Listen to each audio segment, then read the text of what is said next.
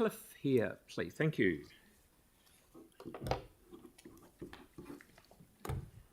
Welcome. Good morning, Mr. Mayor, councillors. Thank you for the opportunity to speak to my submission. I basically wish to just clarify and perhaps emphasise some points that I made in my submission, which basically questions the conventional wisdom on 2 points, and they are growth and the way in which carbon accounting is applied in climate change mitigation.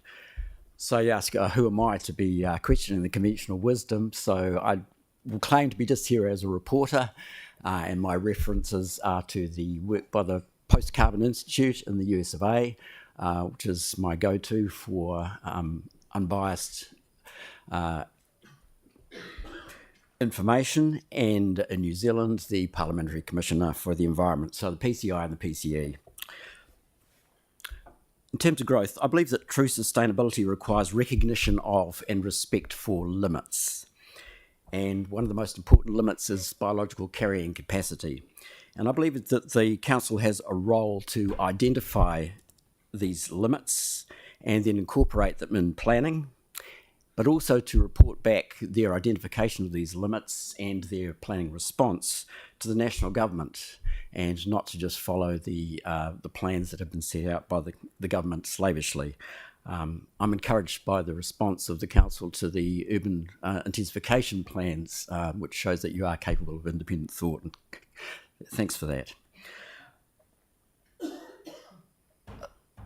So apart from questioning the idea of growth, and that includes economic growth as well, of course, which is basically how we're dependent upon for budgeting going forward, because we have made borrowing and there's interest to be paid as well as the principal, and so all of that depends upon some degree of economic growth, and I've questioned those and think they need to be regarded by the Council very carefully. Apart from growth, I also made a little note of the contribution of this drive for excellence, which is, I guess, engaged in the idea of competition between councils, which I regard as not a very helpful approach to things, and drives us into corners such as building stadiums, which are widely disapproved, me amongst them.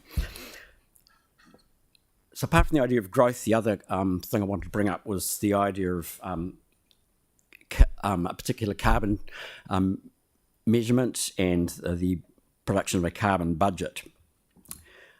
I didn't mention it very well in my submission, but I wanted to bring out this clear differentiation between carbon of fossil origin and carbon of biological origin. And the best place I can recommend to go and see that expressed clearly is in this by the PCE, Farms, Forests and Fossil Fuels, where there's a whole section which clearly draws out how different these things are, and therefore how false it is to equate biological carbon and fossil carbon in carbon accounting. Unfortunately, that false equivalence underlies a lot of the legislation in New Zealand climate change work, and it underlies our monumental failure of a emissions